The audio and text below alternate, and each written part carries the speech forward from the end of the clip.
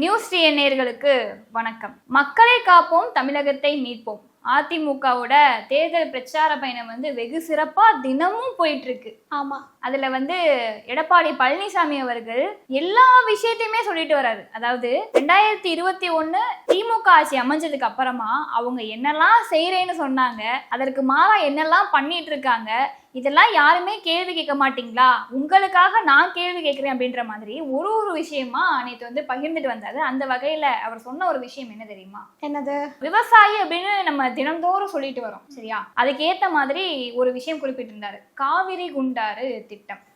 என்ன அப்படின்னா, குண்டாறு அப்படின்றது தமிழ்நாட்டுல இருக்கக்கூடிய முதன்மை ஆற்று கிளை. அங்கேதான் நீர்ப்பாசனம் அப்படின்றது அதிகமா இருக்கும். அதை தாண்டி காவிரி ஆறு, அந்த நீர்ப்பாசனம் நீர் அங்க அதிகமா இருக்கிறதுனால சுத்தி இருக்கிற விவசாயிகளுக்கு எல்லாம் அது நல்ல விஷயமா இருக்கும், சரியா? அந்த காவிரி குண்டாறு திட்டத்தை திமுக ஆட்சி என்ன சொன்னாங்க அப்படின்னா, நாங்க திறந்து வைக்கிறோம் அப்படின்னு சொன்னாங்க. ஆனா எடப்பாடி பழனிசாமி அவர்கள் காலத்திலேயே 2018-19 அந்த ஆண்டுகள்லயே இவர் தொடங்கி வச்சிட்டாரு.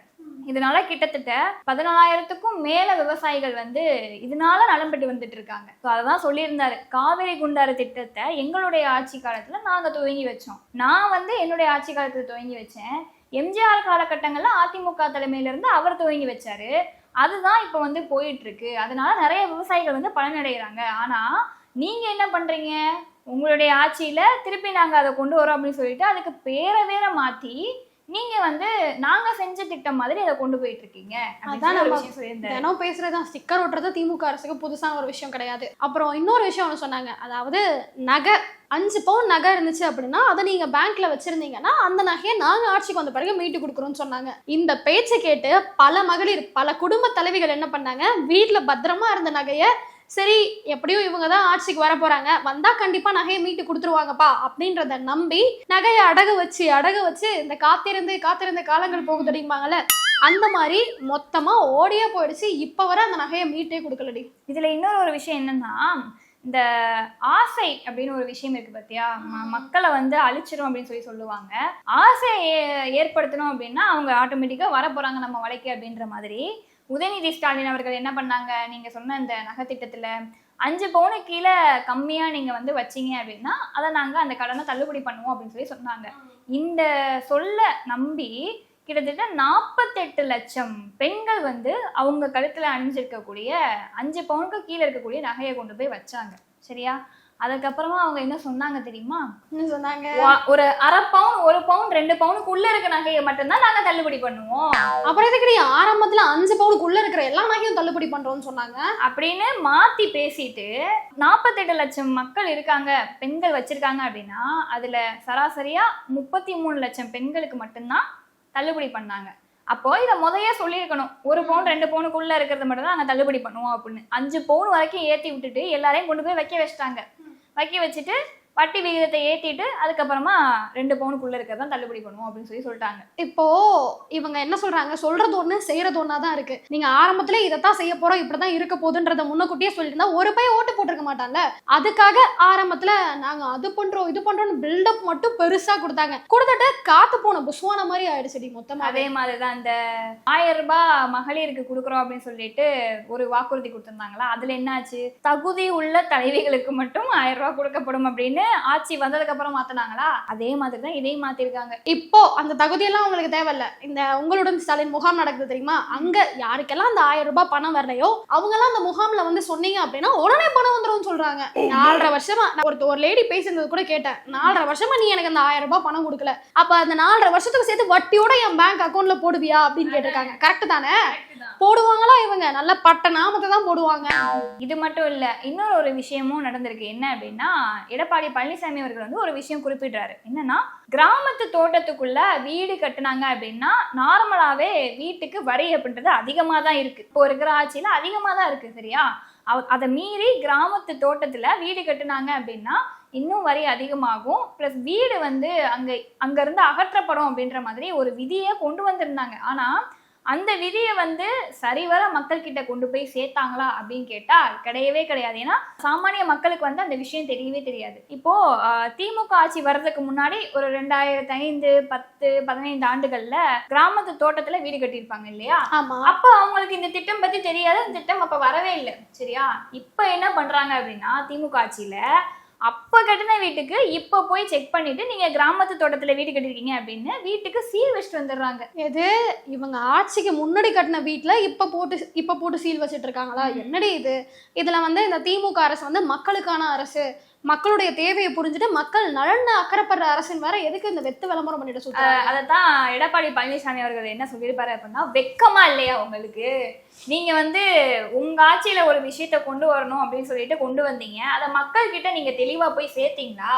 இப்படி நீங்க தேவையில்லாத வேலையெல்லாம் பண்ணீங்க அப்படின்னா விவசாயியோட வயிற்றுல அடிக்கிற மாதிரி இருக்காதா? வெக்கமா இல்லையா அப்படின்ற மாதிரி ஸ்டாலின் அவர்களை கேள்வி கேட்டிருந்தாரு. எங்க நீ வேற, அவங்க எல்லாம் ஒயின் ஷாப் கணக்கு பண்றதுலயே பிஸியா இருப்பாங்க. ஏன்னா தமிழ்நாடு முழுக்க 6000 மதுபான கடை இருக்கான். இதை நேற்று எடப்பாடி பழனிசாமி அவர்கள் சொல்லும் போது எனக்கே தெரியும் அவ்வளவு ஒயின் ஷாப் இருக்கான்னு சொல்லிட்டு. இதெல்லாம் 1.5 கோடி பாட்டிலுக்கு மேல ஒரு நாளைக்கு சேல்ஸ் ஆகுமா? யோசிச்சு பாரு, 1.5 கோடி பாட்டில் மேல. அப்போ ஒரு பாட்டிலுக்கு 10 ரூபானா 1.5 கோடி பாட்டிலுக்கு எவ்வளோடி? இந்த பணத்தெல்லாம் எண்ணி கணக்கு பண்றதுல மட்டும்தான் நம்ம திமுக அரசு பிஸியா இருக்குது. இவங்க எங்க இருந்து மக்கள் பிரச்சனை, மக்களுடைய கஷ்டத்தெல்லாம் பத்தி யோசிக்க போறாங்க? இப்ப தொடர்ந்து தமிழ்நாடு எடுத்துக்கிட்டோம் அப்படின்னா மதுவால ஏகப்பட்ட பிரச்சனை வந்துட்டு இருக்கு. கரெக்டா இந்த ஒயின் ஷாப்லாம் பள்ளிக்கூடத்துக்கு பக்கத்துல நிறைய ஒயின் ஷாப் இருக்கு. அதை மூடுங்க அப்படின்னு சொன்னா பள்ளிக்கூடத்தை வேற இடத்துல வைங்கப்பா, நாங்க ஒயின் ஷாப்பை வேற எங்க போய் வைக்கிறது அப்படின்ற மாதிரி கூட வெக்கமே இல்லாம சொல்லிட்டு சுத்துறாங்க. அதுவும் இந்த பட்ட பகல்லே குடிச்சிட்டு இதுல இந்த திமுக அரசுல பெண்கள் எல்லாம் பாதுகாப்பா இருக்காங்கன்னு சொல்றாங்க. போற வர பொண்ணுங்க கையை பிடிச்சி இழுத்துக்கிட்டு இப்ப இந்த ரீசன்ட் டைம்ஸா தான் நடு ரோட்ல கூட பெண்களால பாதுகாப்பா நடக்க முடியல. நடக்கும் பொழுதே பாலியல் சீண்டல் ஈடுபடுறாங்க, கையை பிடிச்சி இழுக்கிறாங்க, இப்படின்ற மாதிரியான செய்தி எல்லாம் இந்த திமுக அரசு வந்த பிறகுதான் ரொம்ப ஜாஸ்தி ஆயிடுச்சு. இப்ப பொதுவாவே சொல்லுவாங்க அதிமுக ஆட்சியில வந்து இந்த சட்ட ஒழுங்குன்றது சரியா இருக்கும், அது மட்டும் இல்லாம இந்த அராஜகம் பண்றவங்கன்றது கம்மியா இருப்பாங்க, இந்த ரவுடிஸ் கம்மியா இருப்பாங்கன்னு சொல்லுவாங்க. திமுக அரசு எப்ப ஆட்சிக்கு வந்துச்சோ இந்த அராஜகம் பண்றவனும் ரவுடிசமும் ரொம்ப அதிகமாயிடுச்சு. இதெல்லாம் பார்த்துட்டு என்னதான் பண்றாங்களோ அப்படின்ற கேள்விதான் மக்கள் எழுப்பிட்டு இருக்காங்க. இதைதான் நேற்று வந்து எடப்பாடி பழனிசாமி அவர்கள் ஒரு விஷயமா குறிப்பிட்டிருந்தாரு. என்ன அப்படின்னா 10 ரூபாய் செந்தில் பாலாஜி அப்படின்னு சொல்லிட்டு, ஒரு நாளைக்கு 10 ரூபாய் எக்ஸ்ட்ரா வச்சு விற்கிற அப்படின்னா ஒரு நாளைக்கு தமிழ்நாட்டு முழுக்க 15 கோடி வரும். அப்ப எத்தனை நாள் ஊழல் பண்ணியிருப்பாங்க, எவ்வளோ அமௌண்ட் எடுத்திருப்பாங்கன்னு கொஞ்சம் யோசிச்சு பாரு. அது மட்டும் இல்லாம இன்னொரு விஷயமும் சொல்லியிருந்தாரு. ஒரு 2 நாளைக்கு முன்னாடி செந்தில் பாலாஜியோட ஒரு வீடியோ பார்த்துட்டேன். ஐயோ, என்ன தெரியுமா, அவர் வந்து பின்னாடி ஸ்கூட்டில உட்காந்துட்டு ஒரு சந்துக்குள்ள போறாரு. யாருமே கண்டுக்கல. அதாவது தெரியுதுல, பெருசாட்டி இருக்கணும்ல, கண்டுக்காதவங்களுக்கு எல்லாம் போய் கூப்பிட்டு வணக்கம் வணக்கம் வணக்கம் அப்படின்னு. அது வந்து இந்த ஆளே இல்லாத கடையில யாருக்கடா தீயாத்துறன்னு சொல்லுவாங்களா, அந்த மாதிரி கணக்கா தான் இது இருக்கு. யாருமே கண்டுக்கல, எல்லாருக்கும் வணக்கம் வணக்கம்னு சொல்லிட்டு போறாரு. அவர் நிலைமை யோசிச்சு பாரு, ஒரு காலத்துல அமைச்சரா இருந்த மனுஷன் இன்னைக்கு ஒரு பைய கண்டுக்கல, அதுவும் ஸ்கூட்டில தான் போறாரு, கார்ல கூட போல. அப்படி இருந்தா எவனுமே திரும்பி கூட பாக்கல. ஒரு அசிங்கமாய் போச்சு குமார். அதே மாதிரி எனக்கு தெரிஞ்ச அமைச்சர் பதவியை புடுங்கிட்டதுனால ஒரு விருத்தியில சுத்துறாரோ அப்படின்னு எனக்கு தோணுது. அது மட்டும் இல்லாம வைஷ்ணவிக்கு வேற ரொம்ப சப்போர்ட் பண்ணிட்டு இருக்காரு பத்தியா? ஐயோ, நீ அந்த வைஷ்ணவியை பத்தி பேசாத. எங்க தாவேகால இருந்த வரைக்கும் ஆப்போசிட்ல இருந்த பார்ட்டியை திட்டிட்டு இருந்துச்சு. இன்னைக்கு டிஎம்கே வந்த பிறகு விஜய் மேலேயே கம்ப்ளைண்ட் கொடுக்குது, அவர் சரியில்லை, அவர் கட்சி சரியில்லை அப்படி இப்படின்னு சொல்லிட்டு. ஒரு 200 ரூபாய்க்காக அந்த பொண்ணு எவ்வளோ பாடுபட முடியுமோ அவ்வளோ பாடுபட்டு இருக்கு.